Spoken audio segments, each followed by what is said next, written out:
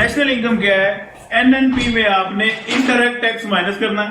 Tax है दो तरह के, डायरेक्ट टैक्स और इनडायरेक्ट टैक्स। इसमें आपने इनडायरेक्ट टैक्स माइनस करना है। और सब्सिडी होती है किसी भी प्रोडक्ट में कीमत में रिलीफ, गवर्नमेंट की तरफ से जो प्राइस में रिलीफ दिया जाता है।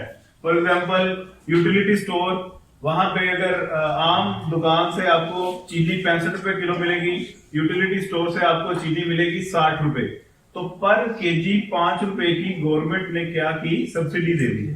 तो इसे कहते हैं कीमत में रियायत, सब्सिडी। तो सब्सिडी आपकी इनकम को इंक्रीज करते हैं, सब्सिडी को आपने ऐड करना है, इनडायरेक्ट टैक्स को आपने माइनस करना है, इसमें एनएनपी में। तो आपके पास अमाउंट आएगी नेशनल इनकम। क्लियर?